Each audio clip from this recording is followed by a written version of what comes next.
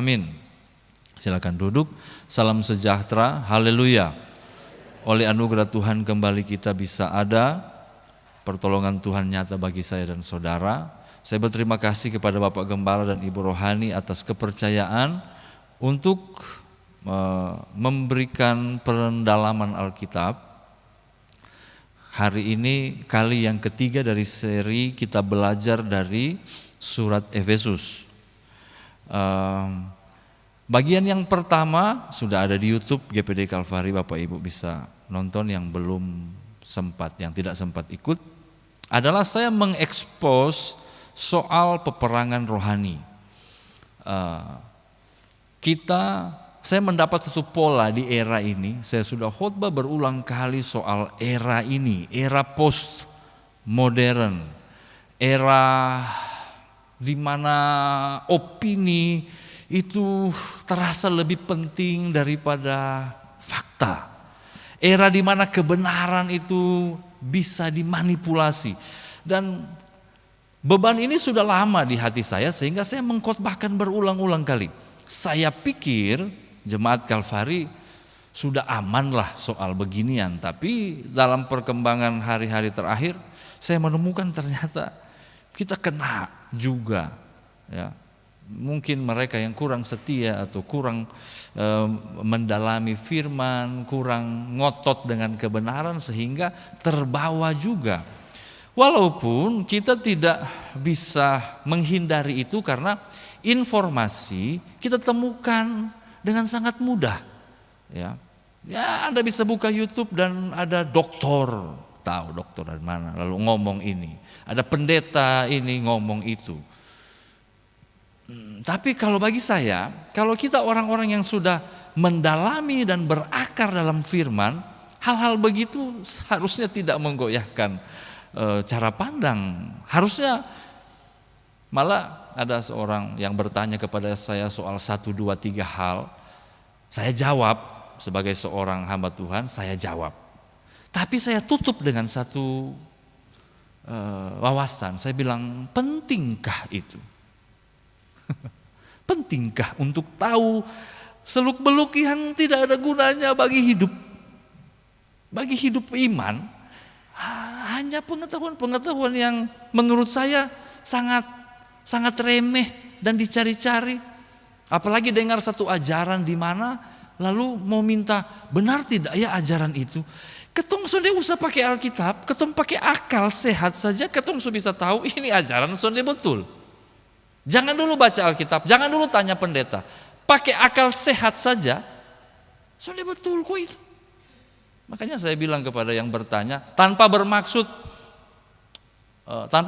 bahwa jemaat nggak usah cari-cari tahu. Cuman kalau Bapak Ibu ingin bertanya, tanyalah kepada kami hamba-hamba Tuhan. Tapi semangat untuk mencari tahu juga harus dipilih-pilih. Pentingkah ketong tahu bahwa kita nanti omong nanti tersinggung leh. Oh itu si itu. No, bukan.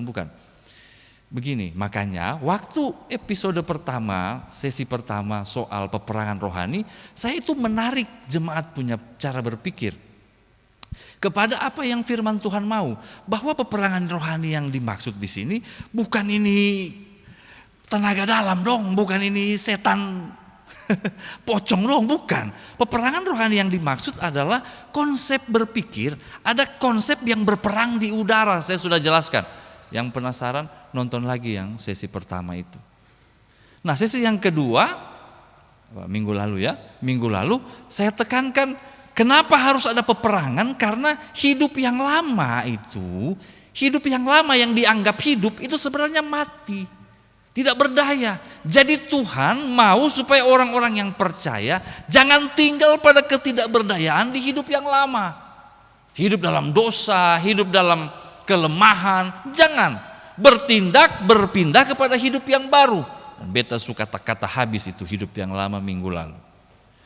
Nah sekarang kita lanjut belajar. Lalu hidup yang baru seperti apa? Episode atau sesi yang ketiga ini judulnya hidup yang baru, (2) berdamai dengan Allah. Ini yang penting. Mari kita lihat ayatnya. Efesus pasal 2, kita bisa baca dari ayat 1, dari ayat 1, 2, 3 ada hidup yang lama, tetapi ayat 4 bilang Allah yang kaya dengan rahmat menyelamatkan kita bukan hasil usaha tapi pemberian Allah. Ayat 8, ayat 9 bukan hasil pekerjaan, jangan memegahkan diri, untuk di ayat 10. Nah, lalu ayat 11. Nah, sekarang kita baca ayat 13. Kenapa kita diselamatkan? Hidup seperti apa yang Tuhan maksud kita nikmati ketika kita sudah diselamatkan? Ayat 13. Saya sekarang sudah menggunakan Alkitab terjemahan baru edisi 2, Bapak Ibu ya. Saya baru beli Alkitab, jadi Alkitab terjemahan baru edisi kedua. Jadi kalau ada perbedaan-perbedaan kata, harap maklum. Karena memang ada beberapa perbedaan walaupun ketika saya pelajari tidak terlalu prinsip. Saya baca ayat 13. Inilah hidup yang baru yang Tuhan ingin saya dan saudara alami dan nikmati. Ayat 13 sama-sama baca 1, 2, 3. Tetapi sekarang di dalam Kristus Yesus, kamu yang dahulu jauh sudah menjadi dekat oleh darah Kristus. Jadi hidup yang baru adalah hidup yang sekarang dekat. Kalau dulu dengan Allah jauh, terpisah. Firman Tuhan katakan ketika manusia jatuh dalam dosa, maka mereka mengalami kematian. Adam dan Hawa belum mati tuh waktu mereka makan itu buah, belum mati. Betul, secara jasmani belum. Tetapi firman Allah bilang secara rohani mereka sudah kehilangan kemuliaan Allah. Dan Alkitab mencatat, apakah yang memisahkan antara Tuhan dengan manusia? Apa? Kemiskinan? Bukan. Penderitaan? Bukan. Dompet tipis? Bukan. Apa? Dosa. Jauh. Nah, orang kalau sudah jauh tidak ada lagi relasi. Ya. Dan ada jarak. Beta mau minta tolong kepada siapa? Misalnya kepada Pak Eldi, mungkin saya butuh sesuatu. Tapi kalau kami jauh, tidak ada hubungan, pertemanan, ya enggak bisa. Sedangkan yang cuma dekat-dekat sedikit sah, ketong waktu mau pinjam dulu 100 kan, pakai acting dulu. Karmana ini kok sugarok-garok paha ini, apa? Pinjam dulu 100 kok. Lagi viral sekarang, toh pinjam dulu 100. Kenapa? Karena mungkin tidak terlalu dekat. Demikian saya dan saudara ketika berdosa, manusia ketika jatuh dalam dosa jauh dari Allah. Kalau sudah jauh dari Allah, maka ini bicara soal akses tertutup. Padahal Tuhan Allah kita adalah Allah pencipta langit dan bumi, pemelihara umat-umatnya. Nah, kalau kita tidak ada akses kepada Tuhan, menderitalah kita. Terus di dalam dosa, buta, bodoh, tidak berdaya. Tapi puji Tuhan, oleh kasih karunia Tuhan, waktu kita percaya kepada Kristus, bukan oleh perbuatan kita, tapi oleh kasih karunia Tuhan, kita diselamatkan, dibikin dekat. Haleluya. Ini pengetahuan yang penting dan harus diulang-ulang, harus dipatrikan dalam hati. Karena kedekatan itu bicara akses. Kejauhan berarti bicara tidak ada akses. Ketika engkau dekat dengan Allah, maka kata bahasa asli di sini Bapak Ibu, soal dekat itu egus. Egus itu artinya akses dekat dengan Tuhan. Ketika kita punya akses dengan Tuhan, ini saya bicara dulu secara jasmani secara jasmani. Engkau berdoa, doamu dijawab dan didengar Tuhan. Katakan amin. Engkau butuh sesuatu, ada damai sejahtera dan sukacita dari Tuhan, katakan amin. Ini saya bicara jasmani dulu ya. Andia, suka Kristen berapa lama? Hidup sendiri beres. Kenapa? Belum paham soal akses ini. Setiap kali ketemu karmana, pergumulan, tar lain. Semua pergumulan. Ketika kita melihat pola hidup, cara hidup, tidak jadi saksi. Lihat itu orang, sudah jadi saksi. Berontak kiri, berontak kanan. Lihat itu manusia, mengeluh kiri, mengeluh kanan. Lihat itu orang, muslihat kiri, muslihat kanan. Kenapa? Karena tidak paham soal akses. Tidak paham soal kedekatan dengan Tuhan. Bapak Ibu yang diberkati Tuhan, sekarang di dalam Kristus Yesus, kamu yang dahulu jauh sudah menjadi dekat oleh darah Kristus. Secara jasmani engkau berdoa, dia dengar, dia jawab. Tapi yang lebih penting dari itu adalah secara rohani engkau diselamatkan. Haleluya, haleluya.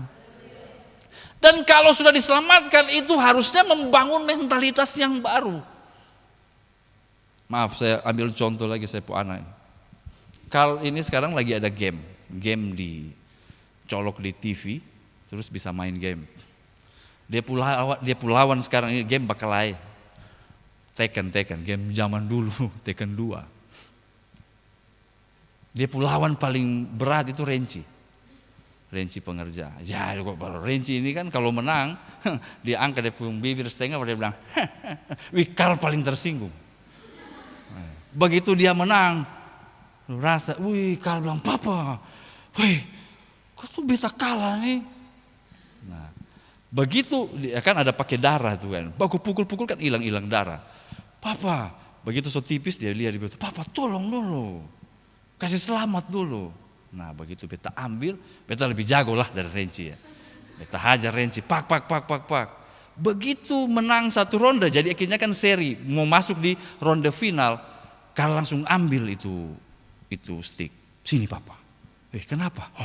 Beta sudah selamat toh. Nah sekarang beta melawan dia. Saudara, padahal beta yang kasih selamat bukan lu. Tapi akhirnya merubah mental. Sekarang beta ada kesempatan yang baru.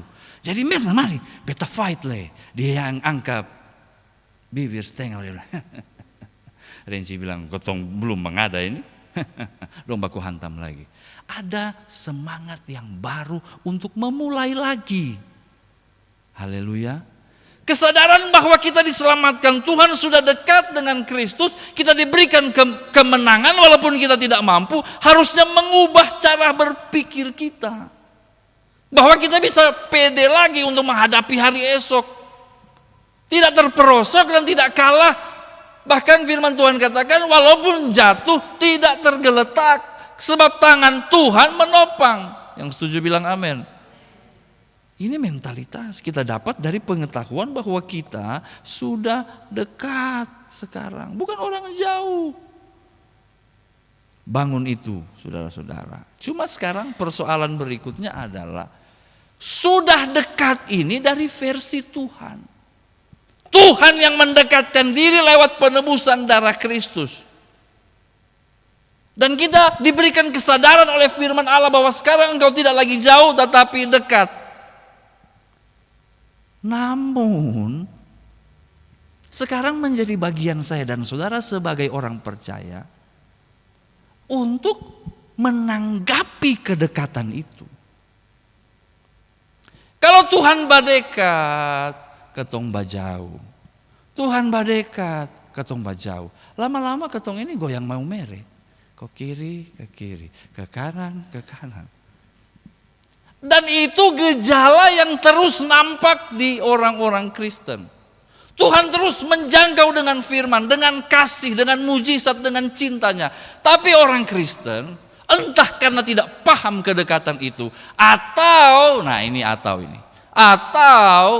larut dengan berbagai macam konsep kematian dunia yang saya sampaikan minggu lalu.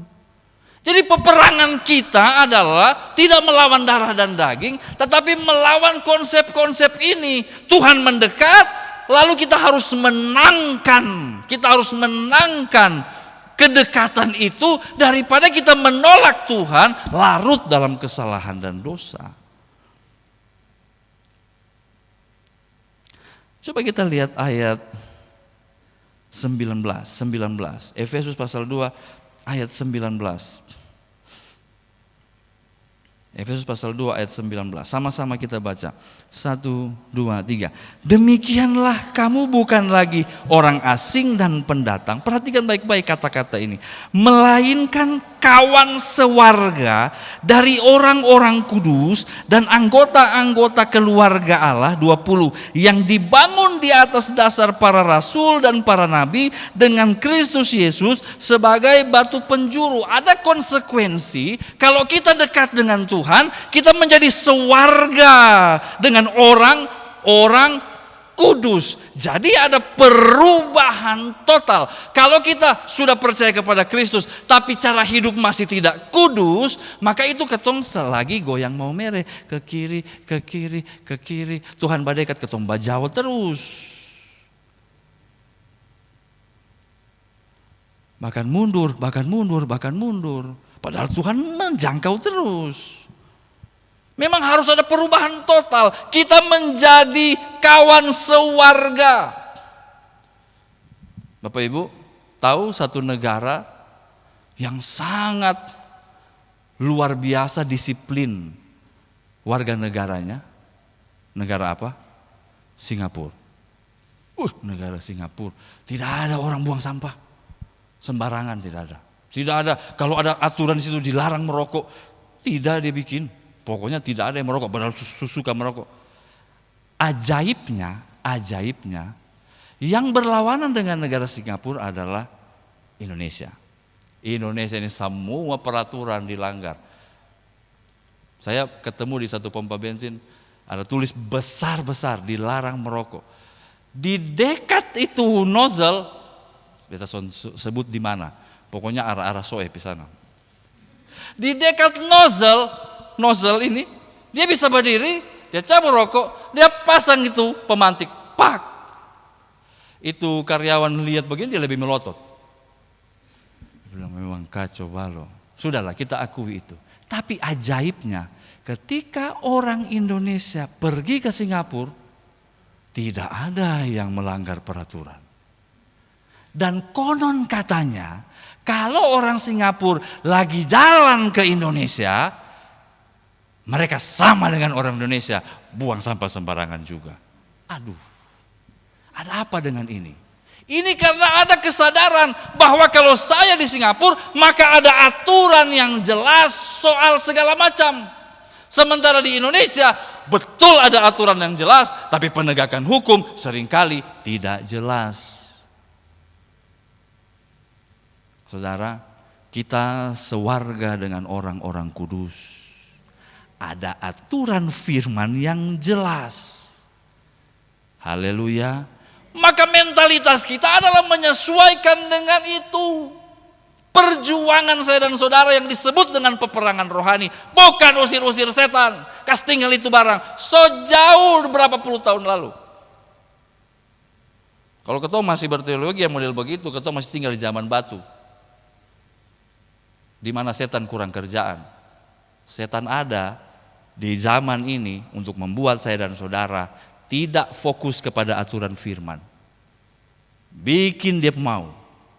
Semakin kita jauh dari kekudusan, semakin menang iblis. Pertempuran rohani, peperangan rohani akhirnya harus terjadi di dalam diri. Haleluya. Mau berjuang, kita orang-orang kudus, kawan sewarga dari orang-orang kudus yang dibangun atas dasar para rasul dan para nabi. Dasar apa itu? Ajaran. Ajaran yang benar yang disampaikan oleh para rasul dan para nabi. Dan kalau kita dekat dengan Tuhan lalu mengikuti cara hidup yang kudus, maka terjadilah di ayat 21 dan 22. Kita baca bersama. Sekali lagi saya pakai Alkitab terjemahan baru edisi kedua, ayat 21, 22, 1, 2, 3. Di dalam Dia tumbuh seluruh bangunan, rapi tersusun menjadi bait Allah yang kudus di dalam Tuhan. Di dalam Dia kamu juga turut dibangun menjadi tempat kediaman Allah di dalam Roh. Kalau itu terjadi, maka kita bukan sekedar dekat dengan Tuhan. Bukan cuma sekedar baku samping dengan Tuhan, tapi kedekatan yang terjadi di ayat 21-22 adalah Tuhan di dalam kita, kita di dalam Tuhan. Makanya ada ayat bilang, siapakah lawan kita? Saudara, kalau semua orang Kristen yakin ini, mengerti kedekatan ini, Kita tidak akan tersandung pada persoalan-persoalan kecil, persoalan-persoalan sepele, persoalan-persoalan hidup jasmania. Tidak akan sakit hati dengan orang omong apa, orang gencet bagaimana, harapan-harapan yang tidak terkabul. So kenapa leses? Besok berdoa mah, tahu Tuhan ada tuli kok karmana. Tidak lagi. Dan menurut saya, beta tidak sempurna, tapi beta tuh lagi menjalani hidup yang enjoy. Saya sharing dengan beberapa orang, saya bilang, saya bahkan tidak punya lagi ambisi. Saya bahkan tidak punya lagi cita-cita. Kenapa? Karena semua cita-cita saya Tuhan tidak setuju. Setiap kali beta ada berharap apa, Tuhan kasih belok pimana. Beta ada suka ini itu, Tuhan kasih belok pimana. Sampai su jengkel, tapi ketika dalam kejengkelan saya baca ini ayat, terserah Tuhan. Saya jadi kurang pahit, makanya kalau saya minum kopi pasti tidak pakai gula. Karena hidup saya sudah terlalu manis bersama Tuhan. Haleluya. Coba cari dalam hati, masih ada kepahitan? Kalau ada, sadari engkau dekat dengan Tuhan. Kedekatan kalau engkau jaga dengan kekudusan, kedekatan bukan cuma sekedar basamping, tapi Tuhan di dalam, kita di dalam Tuhan. Haleluya. Mari kita baca satu ayat yang sangat indah. Masih di Efesus pasal 2 tadi. Ayat 17.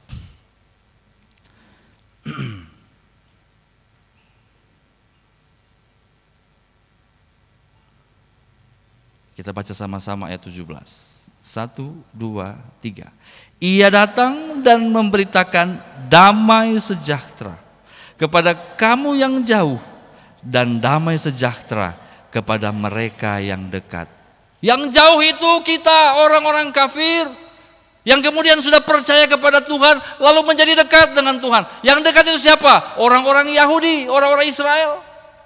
Tapi sekarang shalom itu, damai sejahtera itu bukan cuma bagian orang-orang Israel, tetapi semua orang yang percaya berhak dan diberikan oleh Tuhan damai sejahtera. Haleluya. Kalau kita studi kata tentang damai sejahtera, eirene dalam bahasa, kalau kasih nama anak Iren, jangan Iren, sebenarnya eirene. Eirene itu artinya damai dalam harmoni. Jadi biar kita beda-beda, tapi harmoni, berjalan bersama. Ada lagi satu pengertian, damai tidak terpengaruh oleh perang. Wih, dunia sekarang saudara perang di mana-mana. Betul. Mulai dari Israel lawan Palestina, mulai dari Om John dengan ada Om John sini kok. Om John dengan Om Edi. Beta cuma kutip-kutip nama sah. Mulai dari tetangga ini dengan itu, perang di mana-mana. Tapi orang percaya yang dekat dengan Tuhan dia penuh damai. Ekonomi sekarang siap-siap. Perang Palestina ketong di sini yang kena. Tapi kita penuh damai. Karena dekat dengan Tuhan. Ayat ini saudara menguatkan saya. Dan harusnya menguatkan semua orang percaya. Apapun yang sementara engkau hadapi, apapun perjuangan hidupmu, sadarilah. Hidup yang Tuhan berikan, hidup yang baru itu adalah hidup yang dekat dengan Tuhan, penuh damai sejahtera. Terima itu, nikmati itu diberikan Tuhan. Amin. Minggu depan kita lanjut ke topik berikut. Hidup yang baru adalah hidup berdamai dengan sesama. Tuhan Yesus memberkati. Peganglah tanganku Roh Kudus, setiap hari ku tak dapat jalan sendiri tanpa Roh-Mu.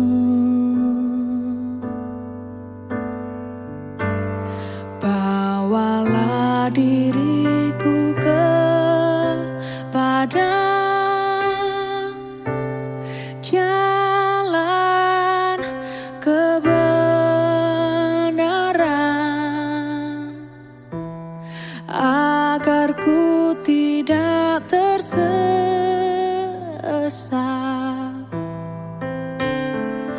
mengikuti jalan-Mu. Peganglah tanganku, Roh Kudus, setiap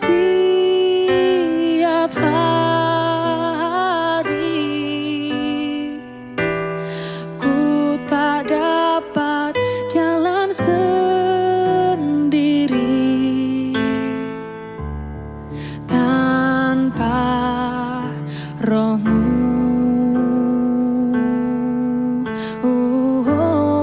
Bawalah diriku kepada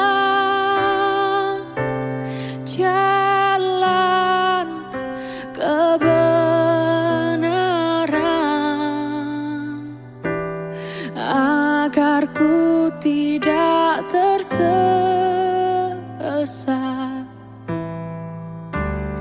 mengikuti jalan-Mu.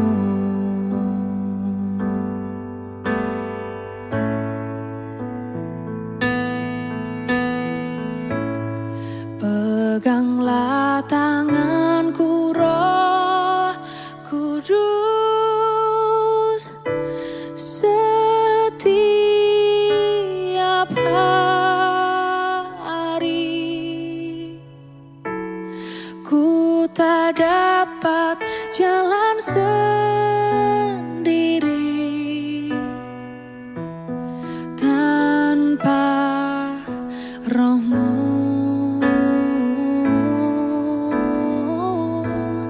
Bawalah diriku kepada jalan kebenaran, agar ku tidak tersesat,